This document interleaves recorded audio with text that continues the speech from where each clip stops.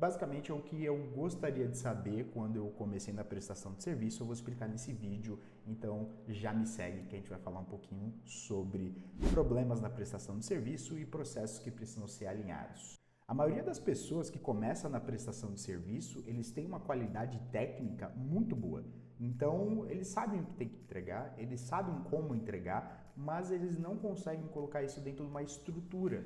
E muitas das vezes a gente se perde. Ou é na prospecção, porque enche o saco demais do cliente e o cliente acaba não respondendo ali as mensagens no WhatsApp. Ou no contrato, que aí você envia o contrato para o cliente e a cada 5 minutos você pergunta se o cliente abriu, leu, o que ele acha, e aí você vai afastando mais ainda o seu lead, e aí ele acaba não fechando porque entende que você está desesperado. E depois tem um terceiro ponto, que eu acho que é muito crítico também, é quando você não consegue moldar os resultados ou atingir os resultados que você prometeu na venda. Então, isso é um alinhamento que precisa ser feito, prazos precisam definidos, principalmente quando você vai fazer algum produto ou quando você vai fazer alguma automação ou você precisa de um prazo para que o serviço tenha valor. Isso tem que ser alinhado já no começo. E nesse vídeo eu vou mostrar um pouquinho de como que a gente mensura essas 3 métricas e como que a gente pode melhorá-las com o tempo. Bom, e aqui o que eu considero como chave são a prestação de serviços em 3 etapas ou 3 estratégias. Você vai sair do amadorismo e vai entrar ali como uma autoridade de construir um negócio.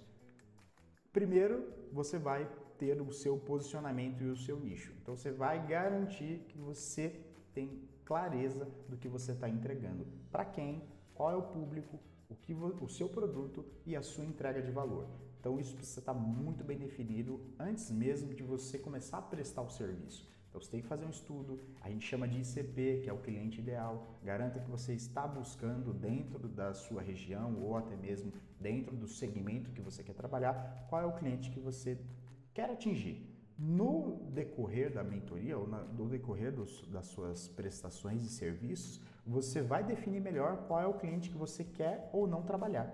Porque você vai fazer a primeira definição. Eu quero trabalhar com agências de marketing que trabalham apenas com clínicas odontológicas. Porque eu tenho know-how disso e eu vou garantir que isso vai ter sucesso. Depois você vai entender que eu posso trabalhar também com médicos, eu posso trabalhar com nutricionistas. E aí você vai moldando o seu ICP, moldando ali qual é o seu cliente ideal. Não bitola nesse começo. Pega, faz um mínimo de cliente ideal, começa a prospectar. Com o tempo você vai entendendo ali o que vale a pena ou não dentro da sua operação. Então, saiba exatamente o que você vende, prestador iniciante tende a atender todo mundo e depois você não é referência e também, às vezes, você não entrega o que você precisa ou o que o cliente precisa porque você pulverizou. Depois a gente vai para processos, não é a mesma coisa que insistência. Então a diferença do profissional quando vai vender de um amador é você definir um processo e não ficar insistindo ali, falando a mesma coisa para o cliente. Isso pode dar muito problema. Então, tenha cadência quando você vai fazer o acompanhamento dos seus leads, quando você vai prospectar, faça um planejamento, entrega de valor. Cada nova mensagem enviada precisa ser de acordo com o seu produto. Não faça a mesma pergunta várias vezes. Não manda "Oi, tudo bem?" várias vezes insistindo, esperando uma resposta diferente. Então, acompanhar é diferente de perseguir. Entenda esses 2 modelos e sempre vá para o modelo de acompanhar. Conseguiu o lead? Ele respondeu no WhatsApp? Pergunta o que ele precisa, quais são a sua metodologia, o que você pode melhorar.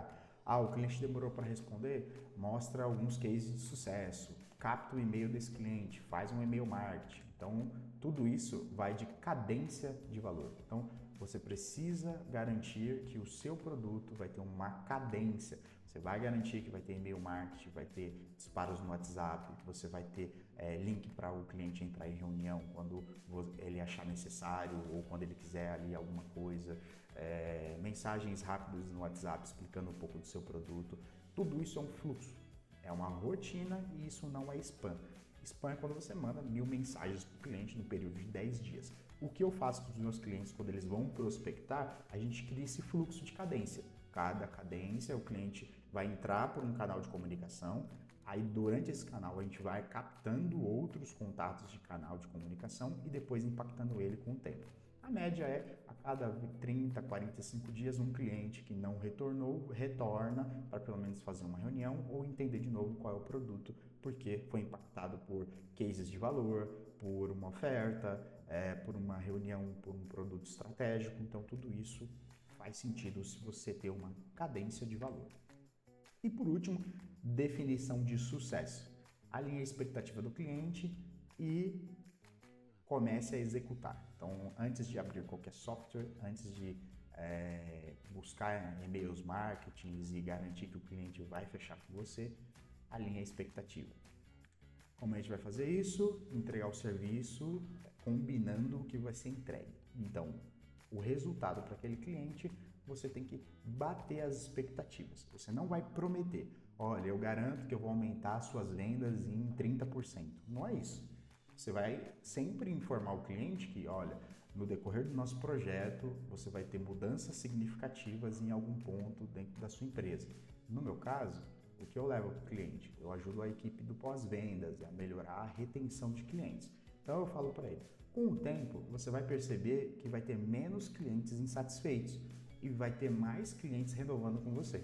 Mas para isso você precisa amadurecer e garantir que os processos sejam feitos e no longo prazo você vai colher isso, que aí vai melhorar ali a sua aquisição de clientes, porque você não vai ter que gastar mais no marketing para trazer tantos clientes e você vai fazer manutenção e pedir indicações.